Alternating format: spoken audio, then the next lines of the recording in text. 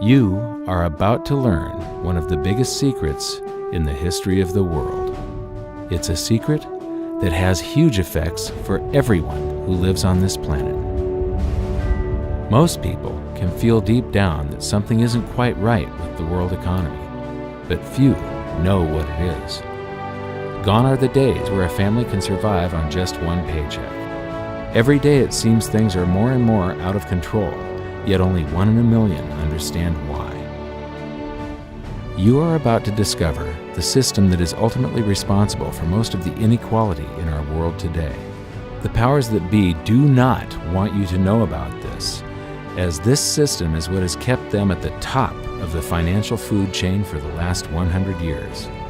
Learning this will change your life because it'll change the choices that you make. If enough people learn it, it'll change the world because it'll change the system.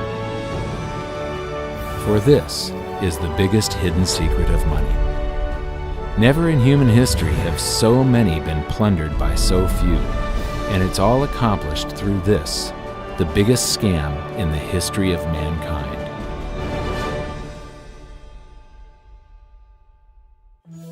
They say that money doesn't grow on trees, but the truth is that the modern banking system creates currency far faster than trees can grow. Most people don't have a clue how currency is created. Economists and bankers make it sound so complex that people think they can't understand it. But I'm going to strip our monetary system down to its essence so that you can see the scam behind the curtain and just how it affects you. Every modern society creates currency in pretty much the same way. But since the US dollar is the majority of the world's currency, I'm going to use the United States as our example. It all starts when some politician says, "Vote for me and I'll make sure the government provides you more free stuff than my opponent will." But there's no such thing as a free lunch.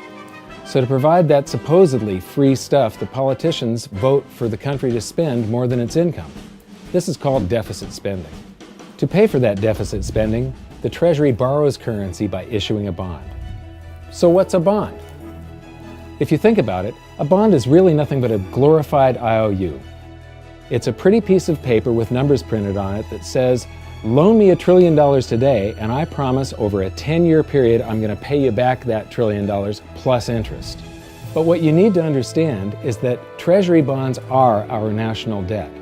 These glorified IOUs are to be paid back by you and I and our descendants through future taxation.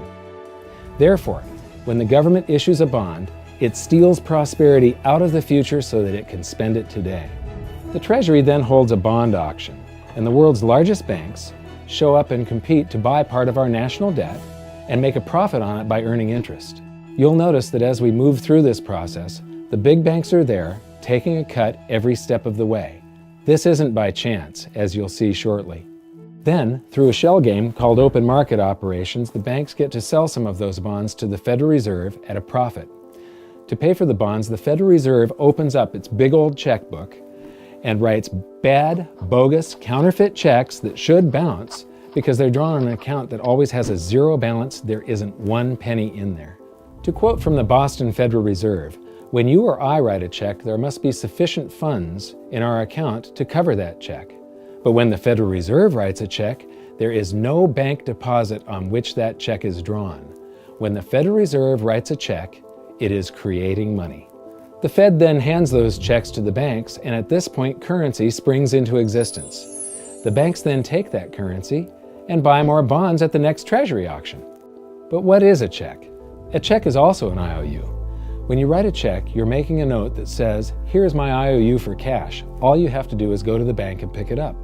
Now, it's very, very important that you understand this process because we're going to come back later and show you the devastating effect this has on you. The Treasury issues IOUs, bonds. The banks then buy those IOUs with currency. The Federal Reserve then writes IOUs, checks, and hands them to the banks in exchange for the Treasury's IOUs, the bonds. And currency is created. So what's really happening is the Federal Reserve and the Treasury are just swapping IOUs, using the banks as middlemen, and abracadabra, presto, currency magically springs into existence. This process repeats and repeats over and over again, enriching the banks and indebting the public by raising the national debt. The end result is that there's a buildup of bonds at the Federal Reserve, and currency at the Treasury. This process is also where all paper currency comes from. The Federal Reserve and the government mistakenly call it base money because they didn't watch episode 1 of this series and they don't know the difference between money and currency. But I will correctly refer to it as base currency because it is not money. It is currency, and as we've learned, there is a big difference. Money has to be a store of value and maintain its purchasing power over long periods of time. We learned in episode 1 that earlier in our history, our paper currency was just a claim check. It was a representation for real money of intrinsic value, the gold and silver that was held on deposit at the Treasury. You could walk into any bank and slap your currency, like say a $20 bill, on the counter and redeem it for real money, a $20 gold piece. But now, this base currency that's piling up back here is really nothing but a receipt or a claim check on an IOU, that bond. So it's really nothing but a supply of numbers. The Treasury then deposits the newly created currency into the various branches of the government, and the politicians say, "Hey, thanks for that." And the government does some deficit spending on public works, social programs, and war.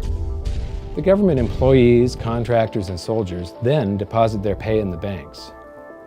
Now, this may come as a shock to you, but when you deposit your currency with the bank, you're not actually depositing it into an account to be safely held in trust for you. Instead, you're actually loaning the bank your currency, and within certain legal limits, they can do with it pretty much anything they please. This includes gambling in the stock market and loaning it out, at a profit, of course. Now this is where the machine of currency creation really gets cranking, because this is where something called fractional reserve lending comes into play. Fractional reserve lending is exactly what it says. The banks are allowed to reserve only a fraction of your deposit and loan the rest out. Although reserve ratios may vary, I'm going to use a 10% reserve ratio as our example. If you deposit $100 in your account, the bank can legally take $90 of it and loan it out without telling you. The bank must hold $10 of your deposit in reserve just in case you want some of it. These reserves are called vault cash. But why does your bank account still say you have $100 if the bank has stolen $90 of it? Because the bank left IOUs it created, called bank credit, in its place. Now I know this sounds crazy, but here it is in black and white from the Fed. Commercial banks create checkbook money when they grant a loan simply by adding new deposit dollars in accounts on their books in exchange for a borrower's IOU. These are nothing but numbers that the banks type into their computers. And even though these bank credit IOU numbers are very different from base currency numbers, because they only exist in computers, they are still currency. So now there is $190 in existence. Now, the reason people take out loans from the banks is to buy something. They're going to buy a house or a car or something like that. So the borrower takes the $90 that the bank loaned to him from your account, and he pays the seller of the item. But then the seller deposits that currency into his account, and his bank loans out 90% of that and leaves bank credit numbers in its place. So now there's $271 in existence. This process repeats and repeats until under a 10% reserve ratio, an initial deposit of just $100 can create up to $1,000 of bank credit, all backed by $100 of vault cash, just 10%. But as I said, reserve ratios vary wildly. On some deposits, it's 10%, on others, it's 3%, and on some forms of deposits, reserve requirements are 0. The result is that the expansion of the currency supply by the banks is far greater than even this example would lead you to believe. So once again, when currency is deposited in the banks get to lend it out, and then it gets redeposited and relent, redeposited and relent, redeposited and relent over and over again, creating bank credit all the way. This is where the vast majority of our currency supply comes from. In fact, 92 to 96% of all currency in existence is created not by the government, but here in the banking system. Now, massive amounts of currency spewing into society may at first sound like a fun idea. That is, until you remember one of the most important hidden secrets of money from episode 1, that the prices of everyday goods and services act as a sponge on an expanding currency supply. The more currency we have, the more prices rise. This is where inflation comes from. The true definition of inflation is an expansion of the currency supply. Rising prices are merely the symptom. So our entire currency supply is nothing but a couple of bucks whipped up in this hocus-pocus scam where the Treasury and the Federal Reserve swap glorified IOUs, and a bunch of numbers that the banks just type into their computers. That's it. That's our entire currency supply. It's nothing but a supply of numbers. Some of them printed, most of them typed, and there is nothing else. But if you thought that was crazy, get ready to enter the twilight zone of modern economics. We work for some of that currency supply. True wealth is your time, but we trade away moments of our lives, hour by hour, day by day, and year by year, for numbers that somebody printed on pieces of paper or just typed into a computer. Now those numbers represent our blood, sweat, tears, labor, ideas, and talent. We are what gives the currency its value. But here comes the really cruel joke. We work hard so that we can save some of that currency, so that we can pay the tax collector. In the United States, it's known as the IRS. They then turn it over to the Treasury so that the Treasury can pay the principal plus interest on that bond that the Federal Reserve bought with a check drawn on an account that has nothing in it. Now let's do a recap on this section, because this is where the system begins to rob you and I on a massive scale. Much of our taxes are not used for schools, roads, and public services, but to pay interest on bonds that the Federal Reserve bought with a check drawn on an account that has nothing in it. The Federal Reserve is committing fraud. But here's one of the biggest secrets of them all. Before the establishment of the Federal Reserve, there was no need for personal income tax.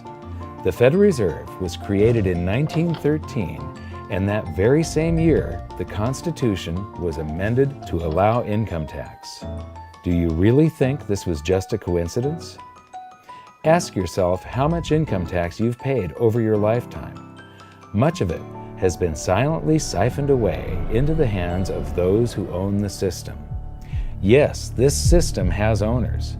Who they are is an even bigger secret that we'll get to shortly.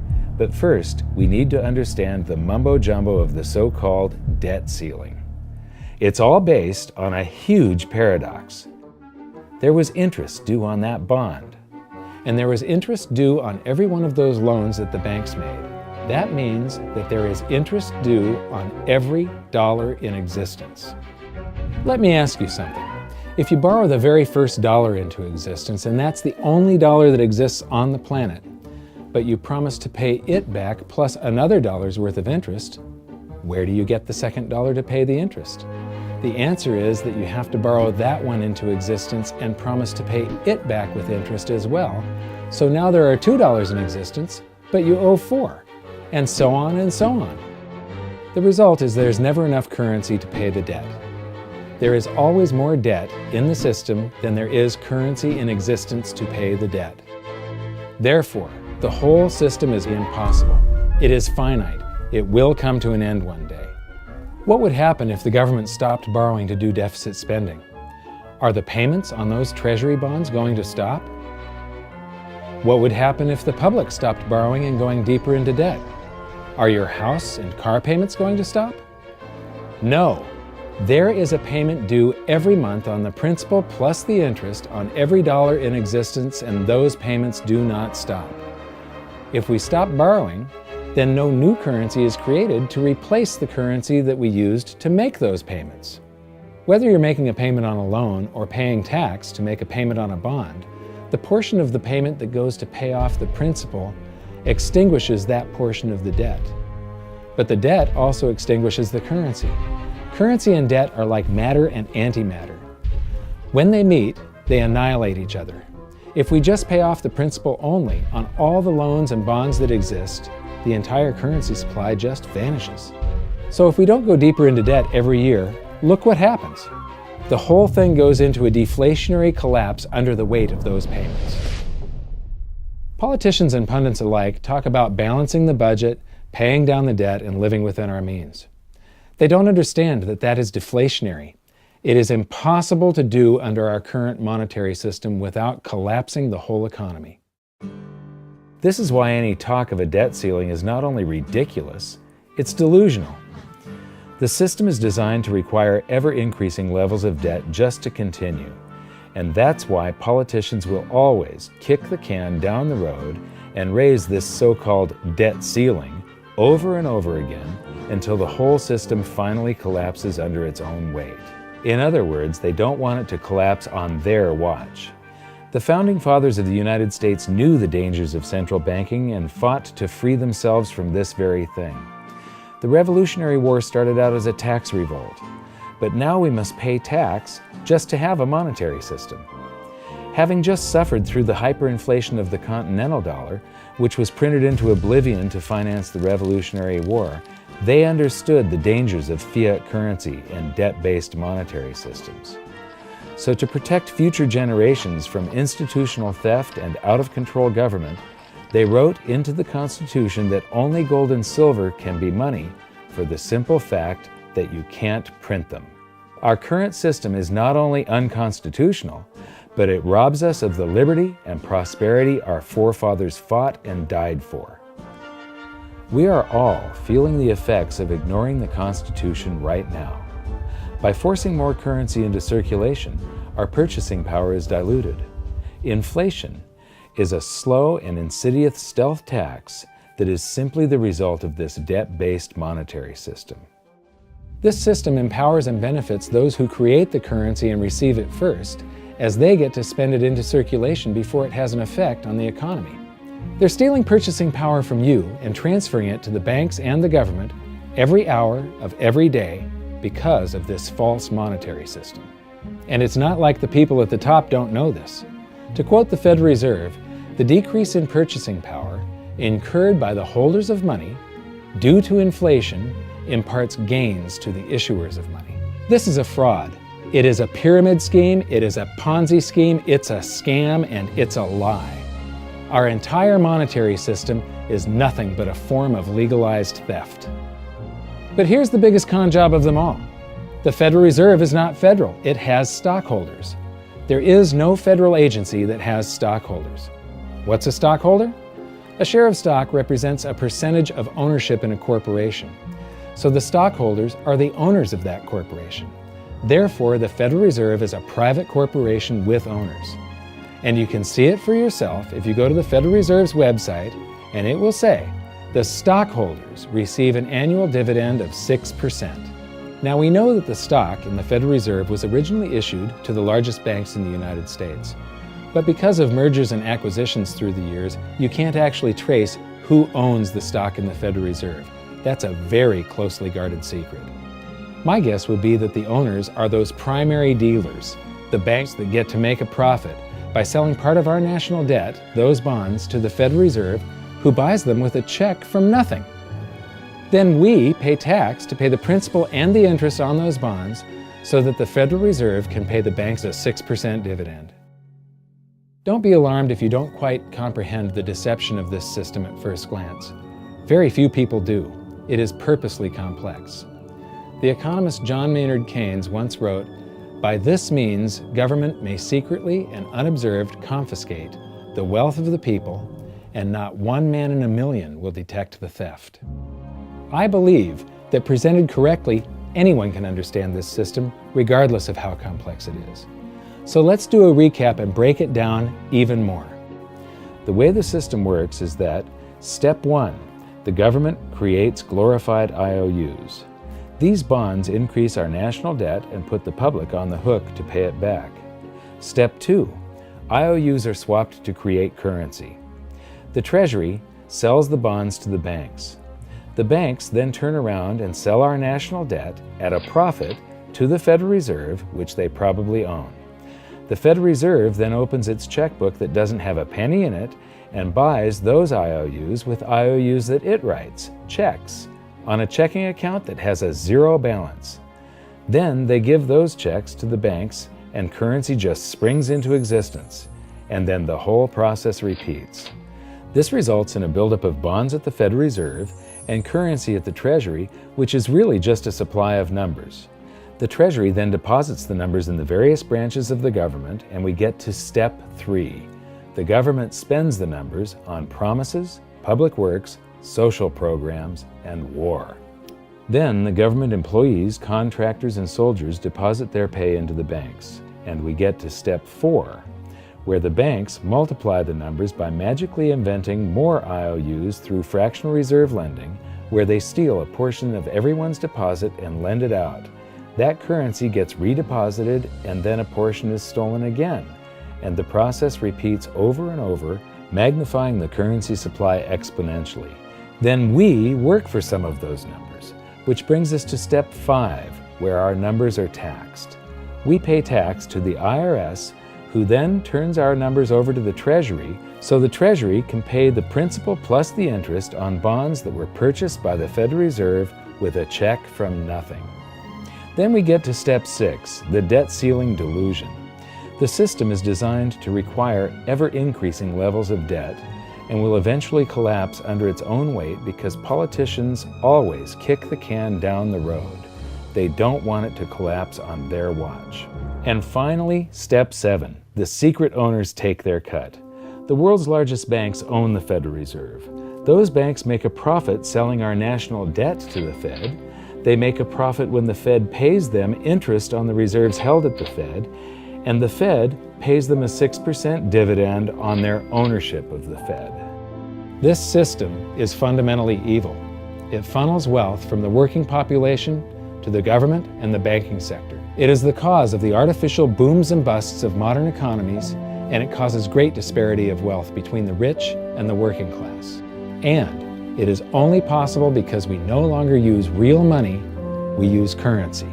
But worst of all, it is a form of enslavement. Bond is the root word of bondage.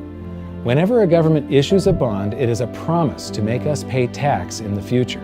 Nobody asked you if you wanted to pay tax today for the prosperity we all enjoyed in the last century. Nobody is asking our children if they want to work hard in the future to pay for the prosperity we're enjoying now. George Washington once wrote to James Madison, "No generation has the right to contract debts greater than can be paid off during the course of its own existence." By stealing prosperity from tomorrow so we can spend it today, we enslave ourselves and future generations. Now this all sounds pretty bad, but there is great hope, for you are the greatest threat to this false monetary system. This system relies on the public being ignorant of its workings. Please share this knowledge with everyone you know, because an informed public that fully understands the system can build a better future for generations to come. And now I leave you with this quote, widely attributed to a former director of the Bank of England. The modern banking system manufactures money out of nothing. The process is perhaps the most astounding piece of sleight of hand that was ever invented. Banking was conceived in inequity and born in sin. Bankers own the earth.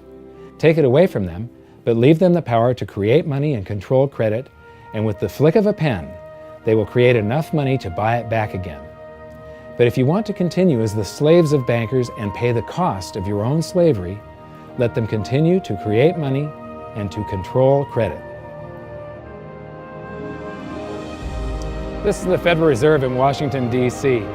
It's located on Constitution Street, and that is just as much of a joke as the New York Fed being located on Liberty Street. Both of them are unconstitutional, both of them limit our liberty, and they transfer wealth away from us every second of every day to the Federal Reserve, to the government, and to the banking sector. You are now among the 1 in a million who can detect the theft of your prosperity. So the big question is, what can you do about it? 1. Watch this video until you can describe and teach it to others. Those who understand this system can make preparations for its unavoidable collapse and protect themselves. History shows that those who don't will probably be wiped out. 2. Share this video with everyone, especially those you care about. All it takes is a mouse click or two to get this message in front of millions. Post this video on Facebook, tweet it, email it to loved ones. Please share it wherever you can. 3.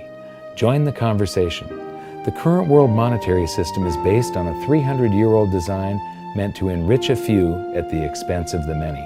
There must be a better way. At hiddensecretsofmoney.com, we've created an open-source platform for the design and development of a new world monetary system. We're calling on every economist, every student, every college, every bright mind, and anyone who cares to join the discussion. In educating ourselves and each other, we can prevent the further loss of our freedoms and maybe, just maybe, win some of them back.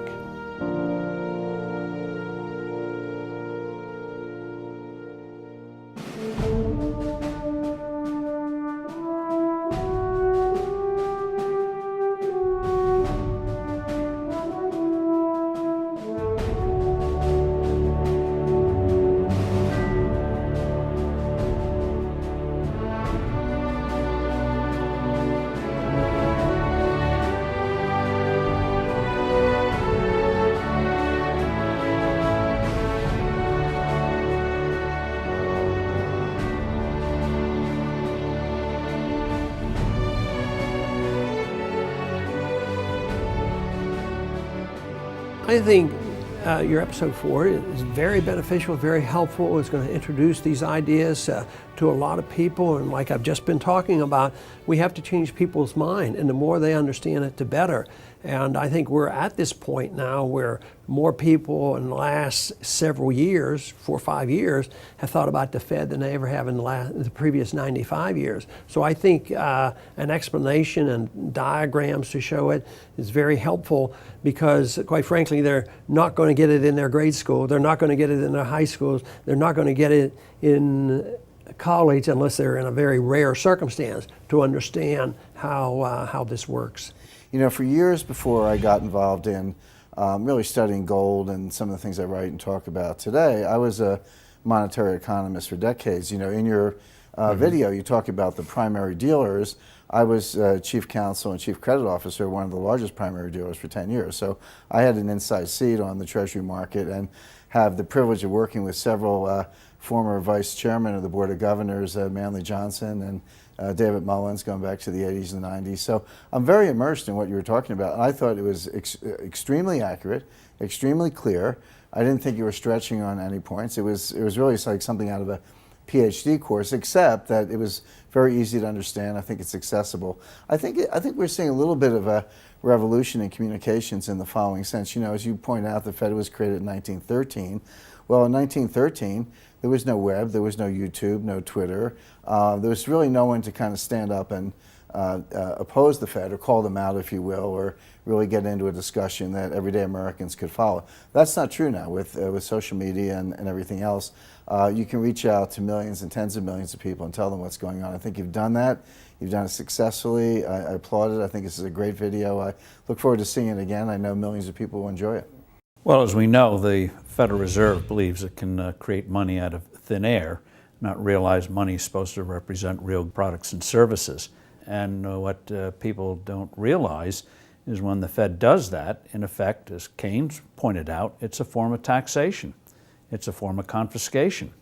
And because people don't see it, the politicos get away with it, but it also undermines social trust. It just is corrosive throughout society. We're going to have a lot of turmoil in the coming years, but it's going to be the kind of turmoil that leads to positive things. So don't despair. Get out there and fight, because the tide is going to turn. This is going to be the statist's last stand. Thank you. This episode of Mike Maloney's Hidden Secrets of Money was brought to you by GoldSilver.com and the new Silver Pegasus Round. To learn how to protect your family and turn the coming economic storms into opportunity, visit GoldSilver.com.